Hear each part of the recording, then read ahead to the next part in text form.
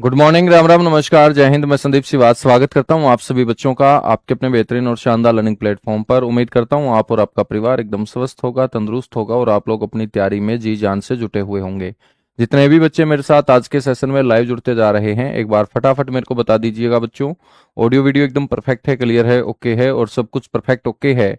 तो आज हम हरियाणा जीके के अंदर एक नया पार्ट शुरू करेंगे जिसका नाम होगा हिस्ट्री, यानी हरियाणा का इतिहास। तो बच्चों, हरियाणा के इतिहास के बारे में चर्चा करेंगे। हरियाणा की जो ज्योग्राफी है वो अपनी कंप्लीट हो चुकी है। जिला दर्शन जो है वो हमारे कंप्लीट होने को हैं। और बच्चों, अब एक और नया पार्ट हमने शुरू कर दिया है, हरियाणा इतिहास। ठीक है, बड़ा इंटरेस्टिंग है। और हरियाणा का जो इतिहास है वो बिखरा हुआ है मेरे बच्चों।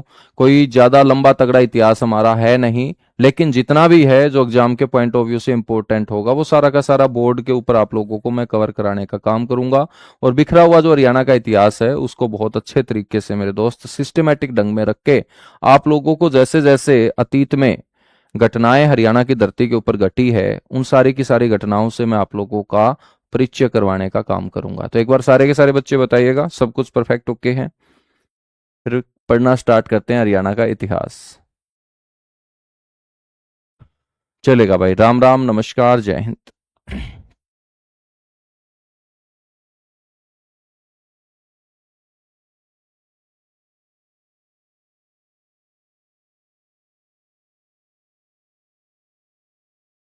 बच्चों, सबसे पहले तो आपको पता होना चाहिए कि इतिहास किसे बोलते हैं। इतिहास का मतलब क्या होता है? इतिहास का मतलब होता है कि आज से पहले जितनी भी घटनाएं घटित हुई हैं, यदि उन घटनाओं का हमें कोई लिखित विवरण मिलता है और उसी लिखित विवरण को बच्चों अच्छे तरीके से हम समझने का काम करें, तो इसी को हम इतिहास बोलते हैं, हिस्ट्री बोलते हैं। यानी कि आज से पहले अतीत में जितनी भी घटनाएं घटित हुई हैं बच्चों, उन घटनाओं का विवरण या उन घटनाओं को समझना या उन घटनाओं के बारे में जानकारी जुटाना मेरे बच्चों क्या कहलाता है? इतिहास कहलाता है। ठीक है, योगेश कुमार हो जाएगा। पिछली क्लास में भी मैंने आपको बोला था कि जो मैं करवा रहा हूं उसके ऊपर फोकस करो। बीच में मेरे दोस्त याद दिलाने की कोशिश मत किया करो यार। तुम बहुत अच्छा मूड लेके मैं सुबह सुबह आता हूं और एक दो बच्चा ऐसा मिलता है, मेरे को क्या पता नहीं है यार, तुम क्यों मेरे से डेली एक भाषण सुनना शुरू कर देते हो सुबह सुबह। मैं इग्नोर करना शुरू करूंगा ना तो लास्ट तक मैं आपका ये समझ लीजिएगा नाम भी नहीं लूंगा यहाँ। फिर करते रहना तुम मैसेज। इतना अच्छा मूड लेके मैं तुम्हें इतिहास पढ़ाने आया हूं और फालतू की बकवासबाजी करेंगे, ये रह गया वो रह गया। तुम्हें मेरे से ज्यादा पता है क्या क्या रह गया क्या नहीं रह गया? सारा का सारा मैं अपने आप करवा दूंगा। फिलहाल जो करवा रहा हूं ना उसके ऊपर फोकस कर। चलेगा बच्चों, हरियाणा का जो इतिहास है उसको हम तीन भागों में तोड़ के पढ़ेंगे। ठीक है, जैसे हम भारत का इतिहास पढ़ते हैं ऐसे ही हम हरियाणा का इतिहास पढ़ेंगे।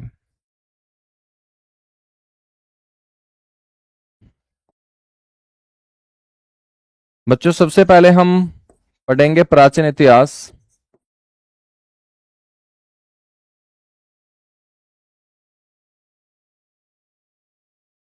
ठीक है, फिर हम बात करेंगे मध्यकालीन इतिहास की।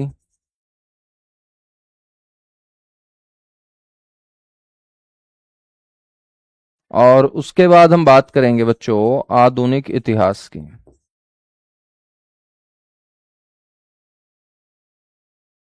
किसकी हम चर्चा करेंगे? फिर आधुनिक इतिहास की। तो इतिहास को हम तीन भागों में तोड़ के पढ़ेंगे। ठीक है, जैसे हम भारत का इतिहास पढ़ते हैं ऐसे ही हरियाणा का इतिहास पढ़ेंगे। प्राचीन इतिहास, मध्यकालीन इतिहास और आधुनिक इतिहास। बच्चों, इतिहास शुरू करने से पहले हम एक बार चर्चा करेंगे कि अपना जो हरियाणा है,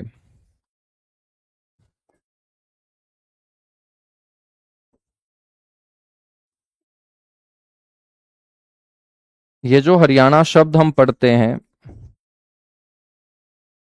इस शब्द की उत्पत्ति कैसे हुई है और अपने क्षेत्र का नाम समय के अनुसार किस तरीके से बच्चों अलग अलग बदला गया है, यानी हरियाणा का नामकरण। तो एक बार हम अपने हरियाणा की उत्पत्ति और नामकरण के बारे में चर्चा करेंगे और उसके बाद स्टार्ट कर देंगे फिर हम कौन सा इतिहास, प्राचीन इतिहास। ठीक है,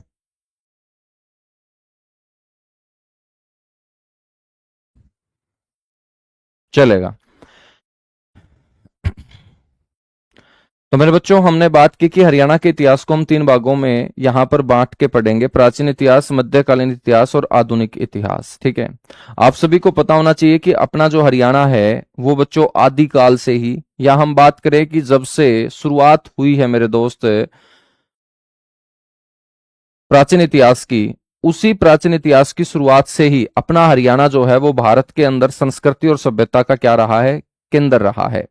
तो आदिकाल या प्रारंभिक युग से ही अपना हरियाणा जो है बच्चों वो भारतीय संस्कृति और सभ्यता का क्या माना जाता है, केंद्र माना जाता है। पुराणों के आधार पर यह बताया गया है कि अपना हरियाणा जो है ना वो भरत वंश की क्या है, जननी है। और इसी भरत वंश के राजा भरत के कारण अपने देश का नाम क्या पड़ा था, भरत पड़ा था। तो बच्चों पुराण बताते हैं, ग्रंथ बताते हैं कि भरत वंश की जो जननी है वो कौन सी भूमि है, हरियाणा ही है। बच्चों हम बात करेंगे वैदिक साहित्यों में राज्य की जो भूमि है ये वैदिक सभ्यता का पालना रही है।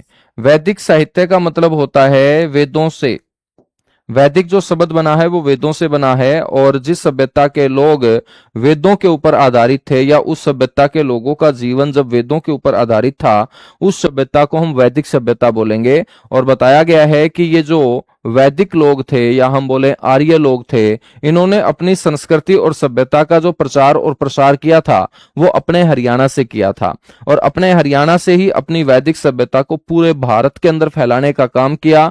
वैदिक सभ्यता बच्चों जो पली बढ़ी, जो पूरे भारत में फैली, वो हरियाणा से फैली। इसीलिए मेरे दोस्त हरियाणा की भूमि को हम वैदिक सभ्यता का पालना या भारतीय वैदिक सभ्यता का पालना भी बोल सकते हैं। ठीक है, तो यहां से आपको पता होना चाहिए कि अपने हरियाणा की जो भूमि है वो भारतीय संस्कृति व सभ्यता का केंद्र मानी जाती है, वैदिक सभ्यता का पालना मानी जाती है, भरत वंश की जननी के रूप में अपने हरियाणा की धरती को मेरे दोस्त पुकारा जाता है। ठीक है,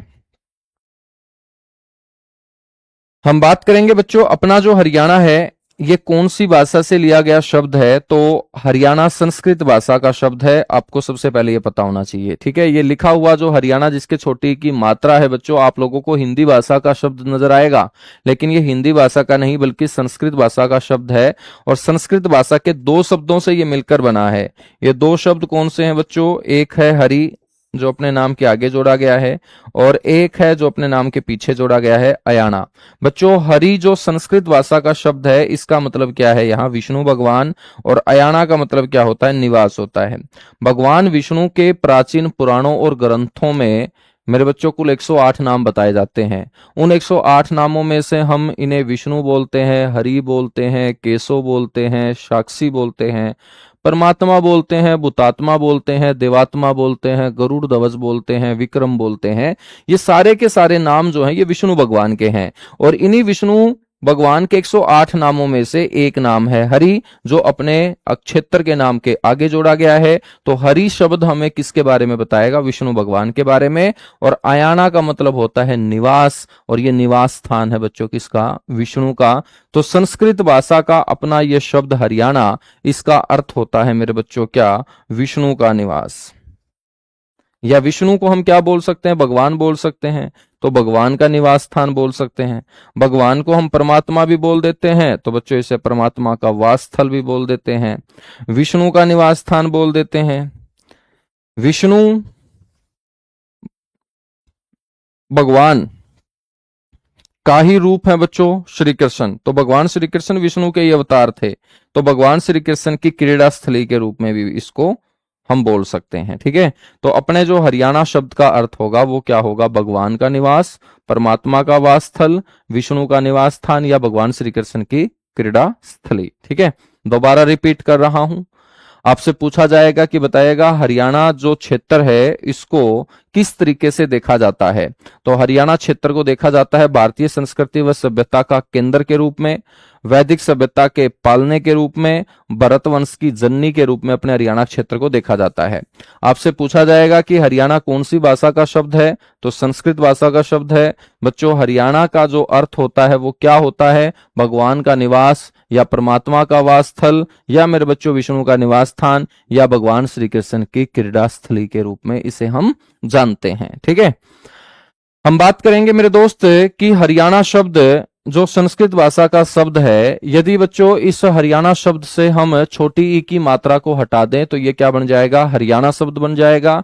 तो ये हरियाणा शब्द कौन सी भाषा का होगा? तो मात्रा हटाने से कभी भाषा नहीं बदलती है, तो बच्चों भाषा तो कौन सी रहेगी? संस्कृत ही रहेगी। और ये जो हरियाणा जिसके छोटी ई की मात्रा नहीं है, ये दो शब्दों से मिलकर बना है, हर प्लस अयाना से। अयाना का मतलब होता है रहने का स्थान यानी कि निवास। तो बच्चों ये निवास है आगे वाले शब्द हर का, और हर कौन है? हर वो भगवान है जिसके लिए हम जयकारा लगाते हैं, हर हर महादेव का। तो हर हर महादेव का जयकारा कौन से भगवान के लिए? शिव भगवान के लिए। तो सीधी सी बात है बच्चों, हरियाणा जिसके छोटे की मात्रा नहीं है, इस शब्द का अर्थ हो जाएगा भगवान शिव का निवास।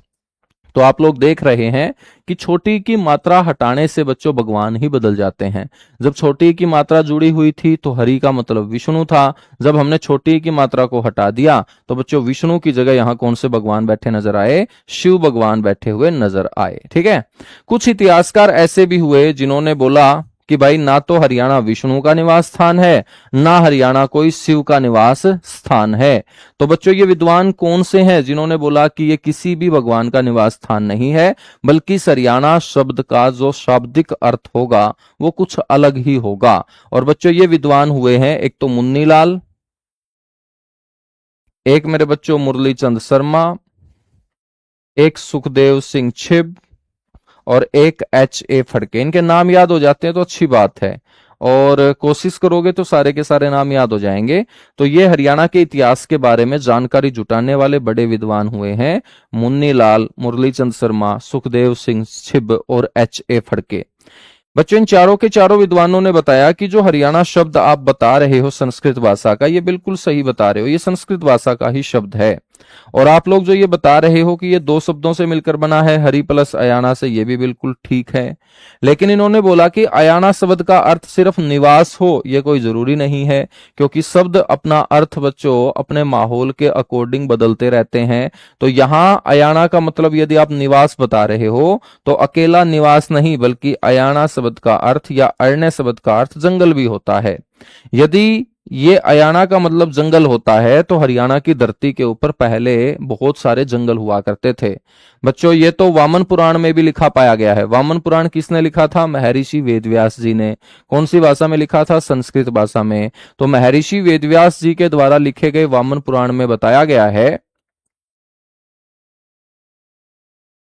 ठीक है, बताया गया है कि हरियाणा की धरती के ऊपर 7 बड़े जंगल, 7 बड़े वन मेरे बच्चों हुआ करते थे, और उन 7 बड़े वनों के बीचों बीच 9 नदियां, ठीक है ना, 9 नदियां मेरे बच्चों बहा करती थी। तो आपको ये पता होना चाहिए कि जब यहाँ 7 बड़े जंगल हुआ करते थे तो उन जंगलों के अंदर पेड़ पौधे होते होंगे, पेड़ पौधे होते होंगे तो उनके कारण हरियाली होती होगी। तो बच्चों ये आगे जोड़ा गया जो हरि शब्द है, इन विद्वानों के अनुसार कोई विष्णु भगवान नहीं, बल्कि हरियाणा की हरियाली को दर्शाता है। और हरि का मतलब यहाँ इन विद्वानों ने बताया है हरा भरा। तो इन्होंने बोला कि हरियाणा की धरती के ऊपर पहले बहुत सारे जंगल हुआ करते थे, जंगलों के कारण हरियाणा का क्षेत्र हरा भरा रहता था, इसीलिए इस हरियाणा शब्द का अर्थ कोई विष्णु का निवास स्थान नहीं, बल्कि हरा भरा जंगल होगा। क्या होगा? हरा भरा जंगल होगा। ठीक है, तो जो हम हरियाणा शब्द पढ़ते हैं बच्चों, उसका अलग अलग मीनिंग निकल के आता है। हरियाणा शब्द का अर्थ विष्णु का निवास भी होता है, भगवान का निवास भी होता है। जब छोटी की मात्रा हटा देंगे तो बच्चों इसका अर्थ शिव का निवास या भगवान का निवास भी होता है। लेकिन 4 विद्वान जब सामने आए, मुन्नीलाल, मुरलीचंद शर्मा, सुखदेव सिंह छिब और H.A. फड़के, तो इन्होंने बच्चों बोला कि हरियाणा शब्द का अर्थ क्या होता है? हरा भरा जंगल। अब पेपर में हम क्या करके आए? जब हमसे पूछा जाए कि हरियाणा का शाब्दिक अर्थ क्या होगा, जब डायरेक्ट आपसे ये पूछा जाए कि हरियाणा का शाब्दिक अर्थ क्या होगा, तो आपको ध्यान रखना है विष्णु का निवास स्थान होगा। विष्णु यदि ऑप्शन में नहीं है तो मेरे बच्चों आपको बोलना है भगवान का निवास स्थान होगा। भगवान भी ऑप्शन में नहीं है तो परमात्मा का वास स्थल होगा। परमात्मा का वास स्थल भी ऑप्शन में नहीं है तो भगवान श्री कृष्ण की क्रीड़ा स्थली होगा। लेकिन जब छोटी की मात्रा हटा दे और आपसे पूछ ले कि इस हरियाणा शब्द का अर्थ क्या होगा, तो आपको बोलना है भगवान शिव का निवास स्थान होगा। लेकिन जब आपसे पूछ ले इन चार विद्वानों के नाम लेकर, मुन्नीलाल, मुरलीचंद शर्मा, सुखदेव सिंह छिब, H.A. फड़के के अनुसार हरियाणा का शाब्दिक अर्थ बताओ, तो जब इन विद्वानों के नाम लिए जाएं तो हरियाणा का शाब्दिक अर्थ क्या होगा? हरा भरा जंगल होगा बच्चों। ठीक है, हरा भरा जंगल होगा। आप सभी को यह पता होगा कि सृष्टि की जो उत्पत्ति है बच्चों वो किसने की है? सृष्टि की जो उत्पत्ति है वो भगवान ब्रह्मा ने की है। आप सभी जानते होंगे सृष्टि की उत्पत्ति भगवान ब्रह्मा ने की है। और मेरे बच्चों भगवान ब्रह्मा अपने हरियाणा की धरती के ऊपर एक समय सबसे ज्यादा पूजनीय थे। सबसे ज्यादा पूजनीय थे तभी तो बच्चों अपने हरियाणा का प्रादेशिक नाम हम ब्रह्माव्रत पढ़ते हैं। क्या पढ़ते हैं? ब्रह्माव्रत पढ़ते हैं। ठीक है, तो आप लोगों को ध्यान रखना है कि सृष्टि के उत्पत्तिकर्ता कौन होंगे? भगवान ब्रह्मा। तभी तो सृष्टि को हम क्या बोलते हैं? ब्रह्मांड बोलते हैं। ब्रह्मांड क्यों बोलते हैं हम? क्योंकि बच्चों इसकी रचना किसने की है? भगवान ब्रह्मा ने की है। ठीक है बच्चों, उत्पत्ति करने वाले भगवान ब्रह्मा है, तो इस सृष्टि को चला कौन रहा है? तो सृष्टि के संचालन करता है भगवान विष्णु। याद रख लेना, उत्पत्ति करता है भगवान ब्रह्मा। रटने की जरूरत नहीं है क्योंकि सृष्टि को ब्रह्मांड बोलते हैं, क्योंकि ब्रह्मा के द्वारा रचा गया ये मेरे दोस्त पूरा का पूरा चक्कर ब्रह्मांड कहलाता है। और जब ब्रह्मा भगवान ने इसको रचा है तो इसको चलाने की जिम्मेदारी किसकी है? भगवान विष्णु की। लेकिन बच्चों सृष्टि के अंदर किसी भी जीव को कोई भी दुख हो जाता है, कोई भी संकट हो जाता है, तो हमारे याद कौन से भगवान आते हैं? भोलेनाथ। तो बच्चों लोगों के दुखों को स्वीकार, लोगों के दुखों का संहार कौन करते हैं? भगवान शिव करते हैं। तो बच्चों हम हिंदू धर्म के अंदर यही तीन बड़े भगवानों का नाम बार बार लेते हैं, ब्रह्मा विष्णु महेश। ठीक है, क्यों नाम लेते हैं? क्योंकि एक ने ब्रह्मांड की रचना की है, एक ब्रह्मांड को चला रहा है, और एक मेरे दोस्त किसी को दुख नहीं होने दे रहा है। ठीक है, सभी के ऊपर ध्यान रख रहा है। वो कौन है? भगवान भोलेनाथ है। तो सृष्टि के संहार करता भगवान शिव, सृष्टि के उत्पत्ति करता भगवान ब्रह्मा, सृष्टि के संचालन करता भगवान विष्णु। ठीक है, देखिएगा इस सृष्टि की जो रचना है ना, इस ब्रह्मांड की जो रचना है बच्चों, वो ग्रंथों ने बताया है हरियाणा से हुई है। किस तरीके से बच्चों हरियाणा से रचना हुई, और क्यों हमने अपने अक्षेत्र का नाम हरियाणा रखा? और हरियाणा यदि नाम रखा तो उसके आगे जोड़ा गया हरि जो शब्द है वो हमें विष्णु के बारे में बता रहा है। तो विष्णु भगवान ने ऐसा क्या कर दिया था यहाँ कि हमने अपने क्षेत्र का नाम रखते हुए सबसे आगे विष्णु भगवान को ही रखा बच्चों। ठीक है, छोटी सी कहानी मैं आपको सुना रहा हूं। भगवान विष्णु जिनको मैंने बताया कि यह सृष्टि के संचालन करता है बच्चों, भगवान विष्णु का जो स्थायी निवास माना जाता है ना, वो क्षीर सागर माना जाता है। क्षीर सागर का मतलब, सागर का मतलब बच्चों बहुत बड़ा पानी का क्षेत्र, उसी को सागर बोलते हैं। और ग्रंथों और पुराणों के अंदर एक सागर का जिक्र किया गया है जिसे क्षीर सागर बोलते हैं। और इसी क्षीर सागर में भगवान विष्णु जो है ना, वो आराम किया करते थे बच्चों। भगवान विष्णु का स्थायी निवास था ये क्षीर सागर। भगवान विष्णु यहीं पर 24 घंटे जो है वो अपनी पत्नी के साथ रहा करते थे। और ऐसा आप लोगों ने जब भगवान विष्णु की कोई भी मूर्ति देखी होगी उसमें भी देखा होगा कि भगवान विष्णु एक समुद्र के अंदर पड़े हुए काले नाग के ऊपर आराम करती हुई मुद्रा में नजर आएंगे। ठीक है, उस काले नाग को हम शेष नाग बोलते हैं। तो भगवान विष्णु शेष नाग के ऊपर आराम करते हुए आपको नजर आएंगे। उनके पैरों की तरफ बैठी हुई उनकी पत्नी बच्चों लक्ष्मी माता बैठी हुई नजर आएगी। ठीक है ना, और वो काला नाग जिस नीले रंग के पानी में पड़ा है, उस नीले रंग के पानी वाले क्षेत्र को हम बोलते हैं क्षीर सागर। इस क्षीर सागर की पहचान आज की मानसरोवर झील से की जाती है, जो आज कैलाश रेंज के अंदर तिब्बत क्षेत्र में चीन के अंदर स्थित है मानसरोवर झील। इसी को क्षीर सागर बोला गया है। बताया गया कि एक बार क्षीर सागर में भगवान विष्णु आराम कर रहे थे काले नाग के ऊपर। आराम करती हुई मुद्रा में बच्चों उनकी नाभि से, नाभि तो समझते होगे जिसको हम सुंडी बोल देते हैं, तो बच्चों भगवान विष्णु की नाभि से एक कमल का फूल निकल के आता है। जब कमल का फूल निकल के आया तो इसी कमल के फूल के ऊपर पलाथी मारे हुए बच्चों बैठे हुए नजर आए भगवान ब्रह्मा। भगवान ब्रह्मा तो आप लोग समझ चुके होंगे कि भगवान ब्रह्मा की उत्पत्ति किससे हुई है? कमल के फूल से, क्योंकि वो कमल के फूल के ऊपर पलाथी मारे हुए बैठे नजर आए। और ये कमल का फूल निकला किससे है? नाभि से। और नाभि किसकी है? भगवान विष्णु की, जब वो आराम कर रहे थे कौन से सागर में? क्षीर सागर में। मेरे बच्चों, भगवान ब्रह्मा की उत्पत्ति जब कमल के फूल से हुई है, इसीलिए भगवान ब्रह्मा को हम कमलनाथ बोलते हैं। नाथ का मतलब स्वामी होता है, तो कमलों का स्वामी कमलनाथ कौन होंगे? बच्चों, भगवान ब्रह्मा होंगे। आप लोगों ने देखा है क्या भगवान ब्रह्मा को कौन से फूल के ऊपर बैठे हुए? कमल के फूल के ऊपर। भाई साहब, किसी दूसरे फूल के ऊपर भी बैठ सकते थे। गुलाब का फूल और अच्छा होता है, या मेरे दोस्त और बहुत सारे फूल हैं, गोभी का भी फूल है, गेंदे का भी फूल है, चमेली का भी फूल है, लेकिन वो कमल के फूल के ऊपर ही क्यों बैठे? क्योंकि बच्चों, कमल का फूल उनका उत्पत्ति स्थान है। उत्पत्ति स्थान है किसका? भगवान ब्रह्मा का। और ये कमल का फूल किससे निकला है? नाभि से। नाभि किसकी है मेरे बच्चों? याद रखना है, विष्णु भगवान की। और जब वो आराम कर रहे थे कौन से सागर में? क्षीर सागर में।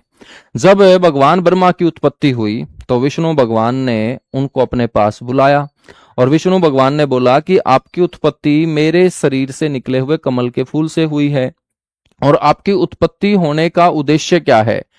आपकी उत्पत्ति किसी एक बहुत बड़ी जिम्मेदारी को निभाने के लिए हुई है, लेकिन वो जिम्मेदारी मैं आपको बाद में दूंगा। पहले मैं आपकी परीक्षा लेना चाहता हूं कि आप उस जिम्मेदारी के काबिल भी हो या नहीं हो।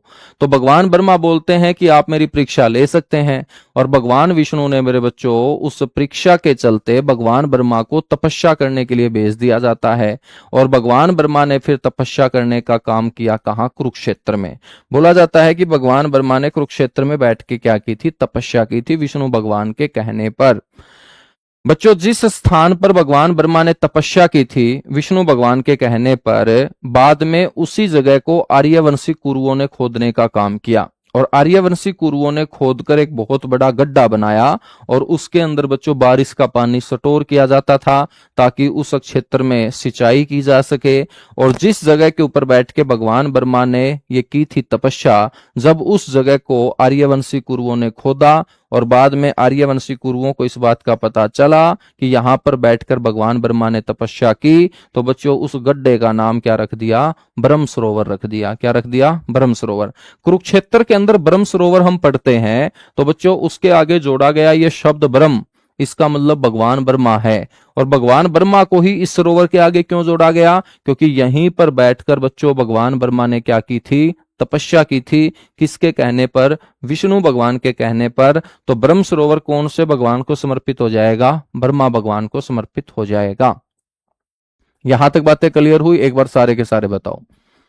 तो 5, 7, 10 मिनट जो है ना, मैं आपको छोटी छोटी कहानियां सुनाऊंगा, ताकि वो आप लोगों का थोड़ा सा इंटरेस्ट बनाए।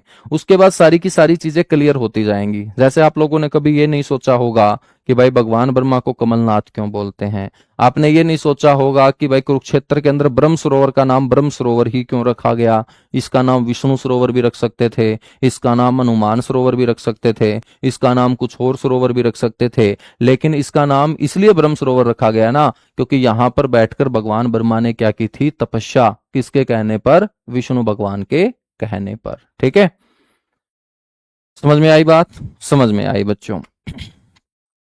तो हम बात करेंगे कि मेरे बच्चों, जब कुरुक्षेत्र के अंदर भगवान ब्रह्मा ने बैठ के तपस्या की और उस तपस्या से खुश हुए विष्णु भगवान, तो विष्णु भगवान ने भगवान ब्रह्मा को अपने पास बुलाया और बोला कि आप मेरी परीक्षा में पास हुए, आप मेरी परीक्षा में सफल हुए। ठीक है, आपने बहुत अच्छे तरीके से तपस्या की है, मेरा दिल बड़ा खुश हुआ, मैं बड़ा प्रसन्न हुआ, और अब मैं आपको वो जिम्मेदारी देना चाहता हूं जिसके लिए आपका जन्म हुआ है, मेरे शरीर की नाभि से निकले हुए कमल के फूल से। तो बच्चों, हाथ जोड़कर भगवान ब्रह्मा खड़े हो जाते हैं, और विष्णु भगवान बोलते हैं कि अब आपको आगे पूरी की पूरी सृष्टि की क्या करनी है? रचना करनी है। और विष्णु भगवान के कहने पर बच्चों भगवान ब्रह्मा ने क्या की थी? सृष्टि की रचना की थी। और भगवान ब्रह्मा के द्वारा रचाया गया ये पूरा का पूरा चक्कर कहलाता है ब्रह्मांड। क्या कहलाता है? ब्रह्मांड। ठीक है, तो बच्चों बताया गया है कि सृष्टि की रचना भगवान ब्रह्मा ने कहां से की थी? कुरुक्षेत्र से की थी। कुरुक्षेत्र वाली धरती के आसपास ही मेरे दोस्त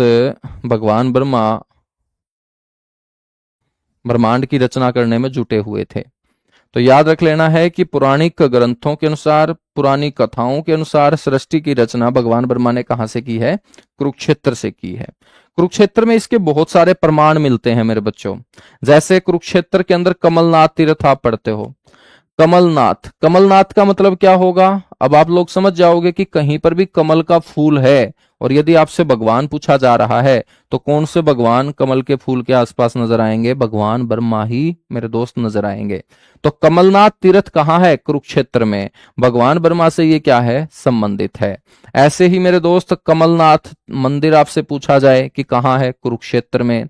बच्चों नाभि कमल मंदिर, नाभि कमल जो मंदिर है ना, यहां पर भी विष्णु भगवान की नाभि से निकले हुए कमल के फूल के ऊपर बैठे हुए दर्शाया है। किसको? बच्चों भगवान ब्रह्मा को। तो कुरुक्षेत्र के अंदर नाभि कमल तीर्थ भी है, नाभि कमल मंदिर भी है। और आपसे ये पूछ ले कि नाभि कमल मंदिर जो है कुरुक्षेत्र का, वो कौन सी शैली के अंदर बना हुआ है? तो आप लोग बोलेंगे वो नागर शैली में बना हुआ है। कौन सी शैली में बना हुआ है बच्चों? नागर शैली में ये बना हुआ है। तो बहुत सारे भगवान ब्रह्मा और विष्णु भगवान से जुड़े हुए तीर्थ स्थान मंदिर हमें कुरुक्षेत्र में देखने को मिलते हैं, जिनको देखकर बच्चों ये लगता है कि जो ग्रंथों में लिखा गया है ना, वो बिल्कुल सही लिखा गया है। ठीक है। तो कमलनाथ मंदिर, नाभि कमल तीर्थ, ये सारे के सारे कहाँ हैं? कुरुक्षेत्र में है। यहां तक बातें क्लियर हुई? क्वेश्चन कैसे पूछा जाएगा सर? कहानी तो नहीं पूछी जाएगी, लेकिन कहानी से रिलेटेड क्वेश्चन पूछे जाएंगे। क्वेश्चन ऐसे पूछे जाएंगे कि बच्चों बताइएगा, भगवान विष्णु का स्थायी निवास विश्व के अंदर कौन सा सरोवर माना जाता है? तो आप बोलेंगे मान सरोवर। या सागर पूछ ले तो क्षीर सागर। आपसे पूछ ले कि कमलनाथ तीर्थ किससे संबंधित है? तो कमलनाथ तीर्थ भगवान ब्रह्मा से संबंधित है। कमलनाथ तीर्थ हरियाणा में कहाँ है? कुरुक्षेत्र में है। आपसे पूछ ले कि पुरानी कथाओं के अनुसार सृष्टि की रचना भगवान ब्रह्मा ने हरियाणा के कौन से क्षेत्र से की? आप बोलेंगे कुरुक्षेत्र से की। आपसे पूछ ले कि आर्यवंशी कुरुओं ने सिंचाई के उद्देश्य से हरियाणा में कहां पर मेरे दोस्त सरोवर की खुदाई की थी? तो ब्रह्म सरोवर की खुदाई की थी। ब्रह्म सरोवर कहाँ है? ये तो आप सारे के सारे जानते हैं, कुरुक्षेत्र में है। ब्रह्म सरोवर किसको समर्पित है? बच्चों भगवान ब्रह्मा जी को समर्पित है। नाभि कमल तीर्थ कहाँ है? नाभि कमल तीर्थ बच्चों कुरुक्षेत्र में है। नाभि कमल मंदिर कहाँ है? कुरुक्षेत्र में है। नाभि कमल मंदिर कौन सी शैली में बना हुआ है? नागर शैली के अंदर ये बना हुआ है। ठीक है, चलेगा, आगे बढ़ेंगे भाई। यहां तक बातें क्लियर हुई? तो अब हम बात करते हैं हरियाणा की उत्पत्ति और नामकरण के बारे में। अब देखिएगा बच्चों, ये जो मैंने कहानी आपको सुनाई है, तो इस कहानी से आपको ये पता चला कि भाई सृष्टि की रचना भगवान ब्रह्मा ने की। लेकिन आपको ये भी पता होना चाहिए कि भगवान ब्रह्मा ने सृष्टि की रचना किसके कहने पे की है? विष्णु भगवान के कहने पे। तो बच्चों विष्णु भगवान के कहने पे जब सारा का सारा सिनेरियो हरियाणा की धरती से घटित हुआ है, तो जब इस क्षेत्र का नामकरण किया गया, दिल्ली के साथ लगती इस जमीन का जब नाम रखा गया, तो बच्चों विष्णु भगवान को सबसे आगे रखा गया। क्योंकि यदि विष्णु भगवान आराम ना करते क्षीर सागर में, तो उनकी नाभि से कमल का फूल ना निकलता। नाभि से कमल का फूल ना निकलता तो भगवान ब्रह्मा भी ना निकलते, और भगवान ब्रह्मा ना निकलते तो ब्रह्मांड भी ना बनता, और ब्रह्मांड ना बनता तो ना तुम होते, ना मैं होता, ना HSSC होता, ना ग्रुप डी होता, ना ग्रुप सी होता, ना बच्चों नौकरी का टंटा होता। तो सब जिंदगी में सारे के सारे जहां होते खुश होते। ठीक है, तो बच्चों पूरा का पूरा जो सिनेरियो है वो विष्णु भगवान के कारण क्रिएट हुआ है। विष्णु भगवान के कारण हरियाणा की धरती से सृष्टि की रचना हुई है। तो बच्चों विष्णु भगवान को सबसे आगे रखा गया, और अपने क्षेत्र का नाम जो हरियाणा रखा गया है उसके आगे जो हरि शब्द है, इसीलिए वो विष्णु भगवान को मेरे दोस्त दर्शाता है। ठीक है, अब हम बात करेंगे हरियाणा की उत्पत्ति व नामकरण। इसका मतलब यह है कि क्या प्राचीन काल से ही इस क्षेत्र को हरियाणा के नाम से जाना गया है? बच्चों ऐसा बिल्कुल भी नहीं है। यदि हम बात करेंगे प्राचीन ग्रंथों की, यानी कि वेदों की, जो सबसे पुराना वेद कौन सा है? ऋग्वेद।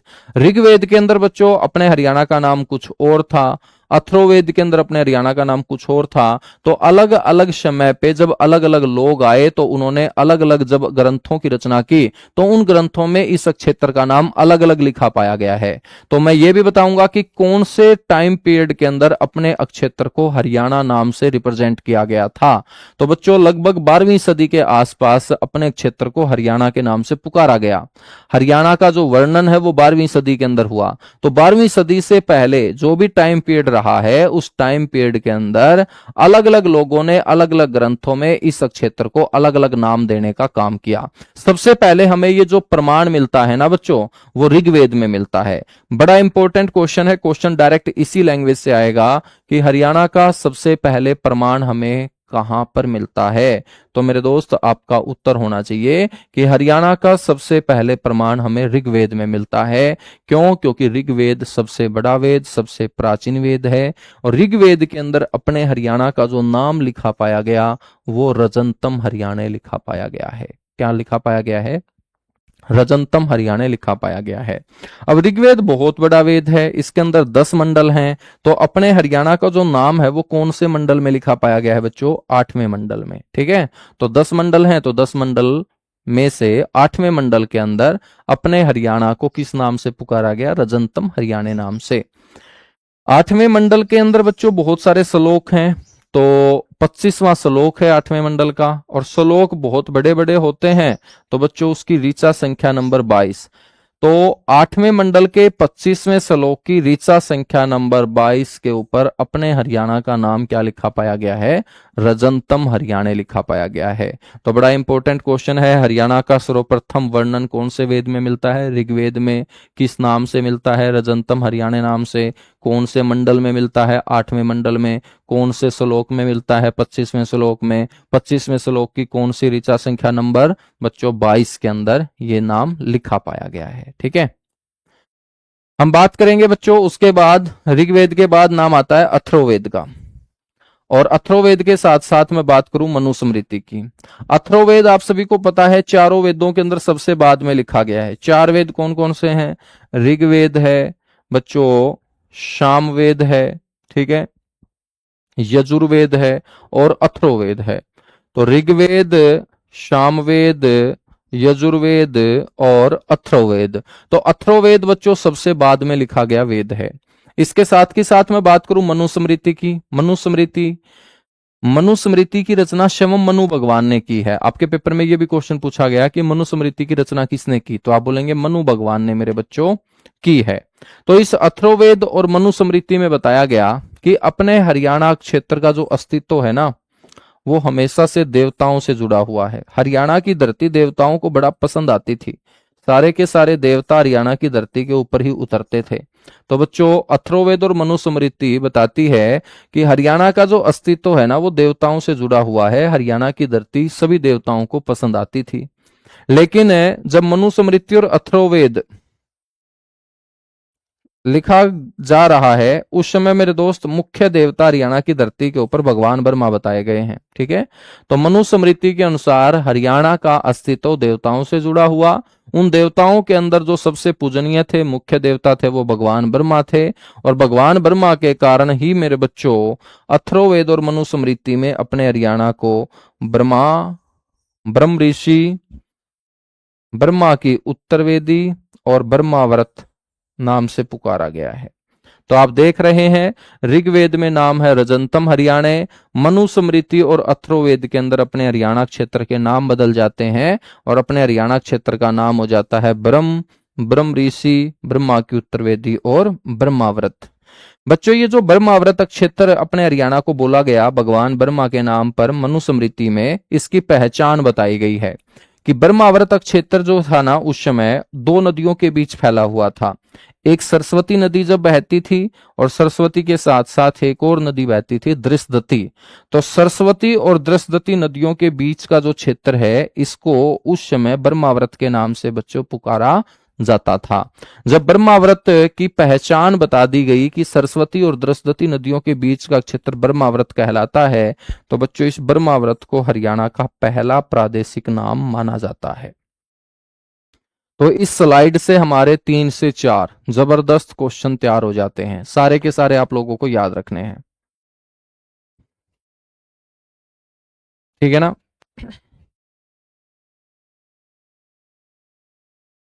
बच्चों इस स्लाइड से 3 से 4 क्वेश्चन कवर हो जाते हैं। एक तो आपको यह ध्यान रखना है कि हरियाणा का सर्वप्रथम वर्णन हमें कहां पर मिलता है, ऋग्वेद के अंदर। आपसे कोई पूछ ले कि भाई हरियाणा का जो वर्णन है ऋग्वेद में किस नाम से मिलता है, रजंतम हरियाणे। हरियाणा का जो वर्णन है वो ऋग्वेद के कौन से मंडल में मिलता है, 8वें मंडल में। आपसे फिर पूछा जाए कि बताएगा हरियाणा का अस्तित्व देवताओं से जुड़ा हुआ है, इस बात का वर्णन हमें कौन से वेद या कौन सी रचना में मिलता है, तो आप बोलेंगे मनुस्मृति या अथर्ववेद में मिलता है। बच्चों आपसे पूछा जाए कि हरियाणा के नाम ब्रह्म, ब्रह्म ऋषि, ब्रह्मा की उत्तरवेदी, ब्रह्माव्रत कौन से वेद में है, तो आप बोलेंगे अथर्ववेद में है, या कौन सी रचना में है, मनुस्मृति में। आपसे पूछा जाए कि ब्रह्माव्रत कौन सी 2 नदियों के बीच का क्षेत्र था, तो आप बोलेंगे सरस्वती और दृशदती नदियों के बीच का क्षेत्र था।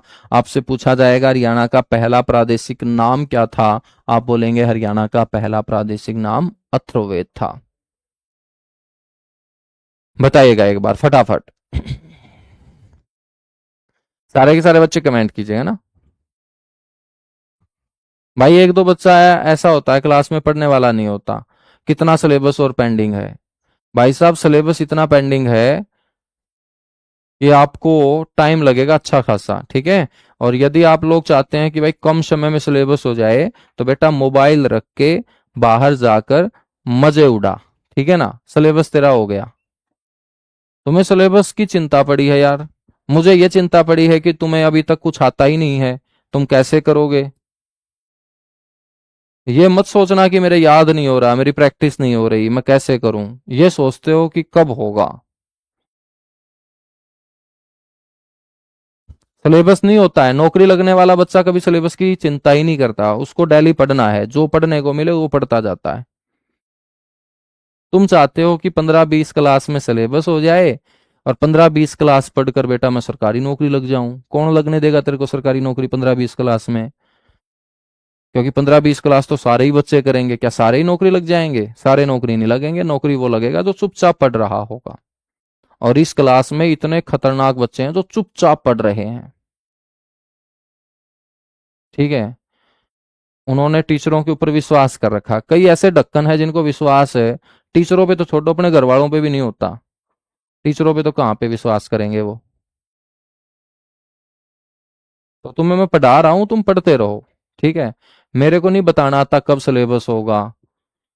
यदि तुम मेरे से परेशान हो चुके, दुखी हो चुके, तो बेटा तुम्हारे पास ऑप्शन है, मोबाइल बंद कर दो तुम, ठीक है। तो तुम्हारे पास ऑप्शन है, बस जिस दिन तुम मोबाइल बंद करके रख दोगे, मेरे को देखना छोड़ दोगे, उसी दिन सिलेबस हो जाएगा तुम्हारा, है ना। आगे बढ़े फिर।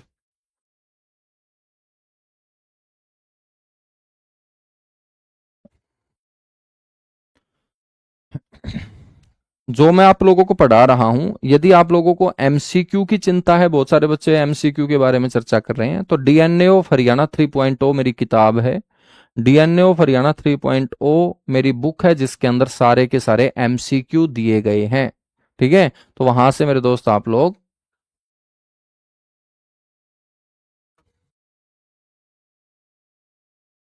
हम बात करेंगे महाभारत काल। अब मेरे बच्चों अथर्ववेद के बाद हम बात करेंगे कौन सा काल आ जाता है, महाभारत काल, ठीक है। महाभारत काल का मतलब है जब महाभारत का युद्ध हुआ है उसके आसपास का काल हम बात कर रहे हैं। महाभारत युद्ध। और मेरे दोस्त महाभारत युद्ध कब हुआ था, 900 बीसी, ठीक है। आपसे कोई पूछ ले कि महाभारत युद्ध कब हुआ था, तो आप बोलेंगे 900 बीसी। हम बात करेंगे यहां पर महाभारत काल के अंदर अपने हरियाणा को किस नाम से पुकारा गया।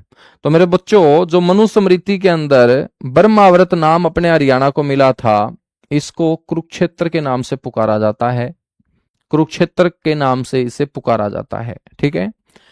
बच्चों आर्यवंशी कुरुओं के कारण, आर्यवंशी कुरुओं के कारण ब्रह्मावर्त जो क्षेत्र है वो क्या कहलाता है, कुरुक्षेत्र कहलाता है, क्योंकि इन्हीं आर्यवंशी कुरुओं ने यहां पर आकर सबसे पहले खेतीबाड़ी करने के उद्देश्य से 48 कोस भूमि को समम अपने हाथों से खोदने का काम किया था।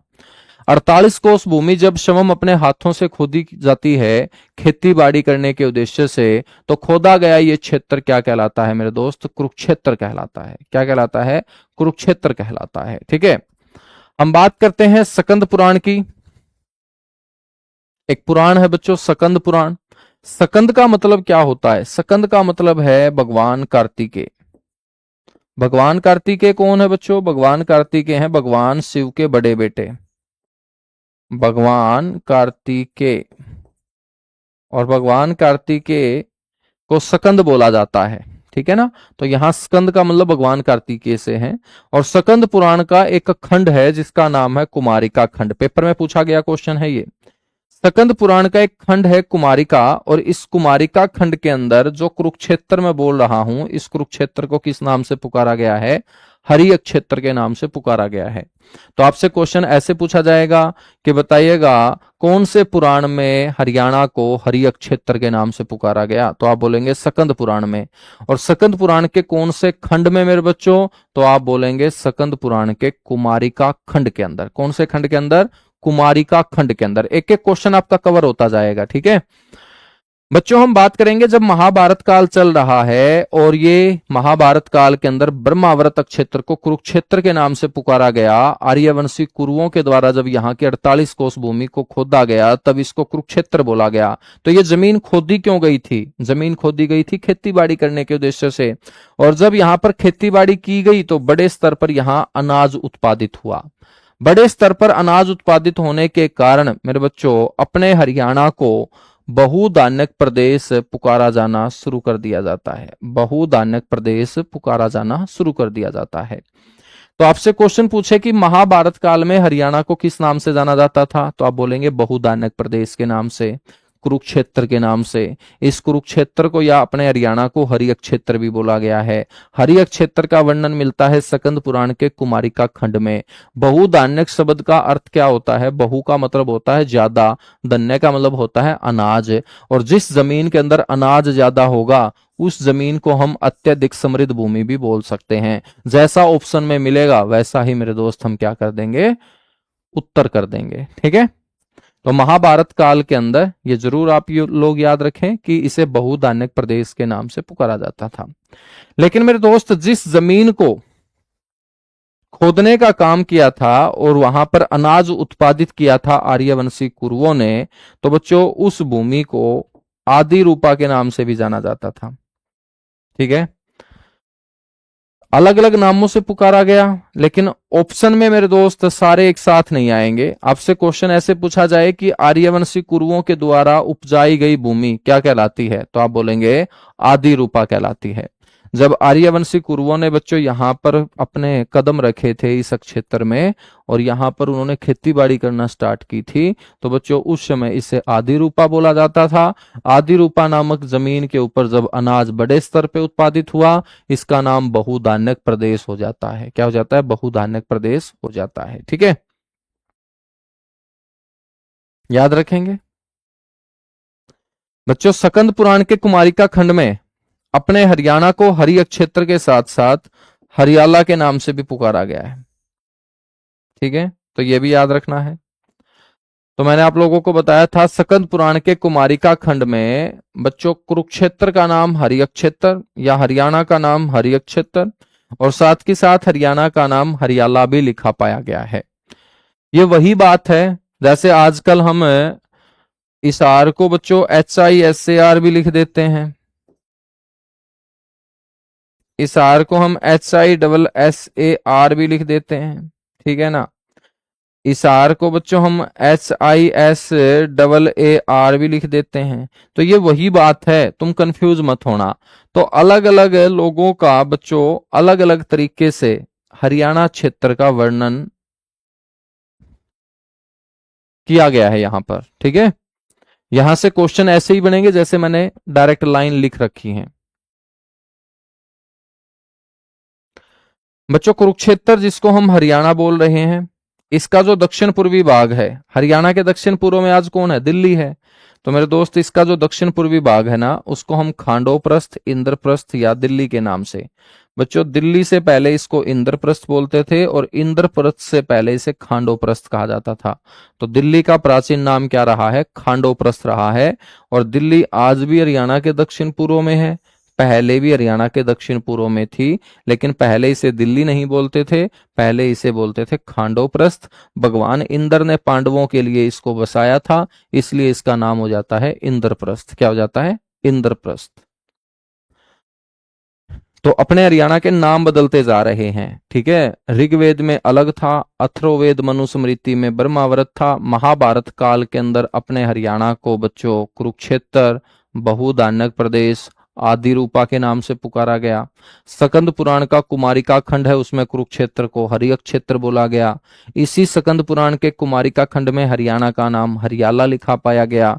और मेरे दोस्त महाभारत नाम का ग्रंथ आप लोगों ने जो सुना है, इस महाभारत ग्रंथ की रचना जो महर्षि वेदव्यास ने सरस्वती नदी के किनारे बैठकर कुरुक्षेत्र में की, बच्चों इसी महाभारत ग्रंथ से एक भाग निकाला गया, उसको बोलते हैं नकुल दिग्विजय।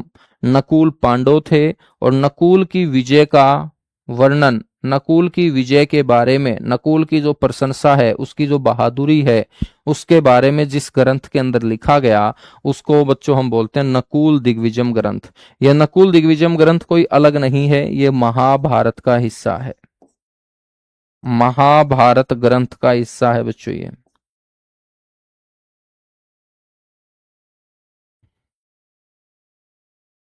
और नकुल दिग्विजय नामक ग्रंथ के अंदर अपने हरियाणा क्षेत्र का जो नाम लिखा पाया गया है, वो दसारण लिखा पाया गया है। दसारण का मतलब होता है 10 किले। और अपने हरियाणा की धरती के ऊपर बच्चों 10 बड़े किले थे, और इन 10 बड़े किलों के कारण अपने हरियाणा को उस समय दसारण के नाम से भी पुकारा जाता था। ये बात नकुल दिग्विजय नामक ग्रंथ हमें बताता है। बताइएगा एक बार फटाफट सारे के सारे बच्चों, यहां तक चीजें क्लियर हुई, उसके बाद आगे बढ़ेंगे।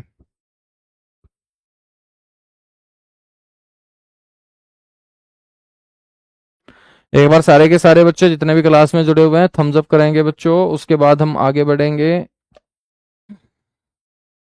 कोई भी बात ना समझ में आए तो मेरे से पूछते रहना, बाकी सारे के सारे क्वेश्चन आपको कवर होते हुए नजर आएंगे, जितने बोर्ड के ऊपर मैंने यहां पर लिख रखी हैं बातें।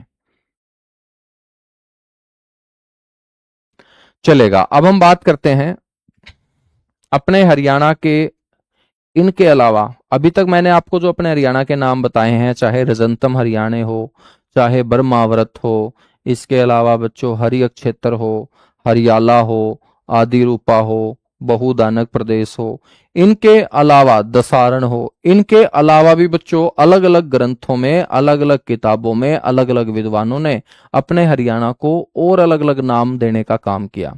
और अलग अलग नाम कौन से हैं? यदि हम बात करें बच्चों, एक ग्रंथ है जिसका नाम है पासहान चरिऊ, ठीक है, इस ग्रंथ का नाम याद रखना है, पासहान चरिऊ चल के योद्धे काल की, ठीक है ना। तो अपना हरियाणा मौर्य साम्राज्य के पतन के बाद 4 गणराज्यों में बटा हुआ था। उन्हीं 4 गणराज्यों में एक बड़ा गणराज्य है योद्धे गणराज्य, उसी काल को हम योद्धे काल बोल रहे हैं। तो महाभारत ग्रंथ और योद्धे काल में यहाँ पर अनाज ज्यादा होने के कारण बच्चों इसे बहुदानक प्रदेश की संज्ञा दी गई।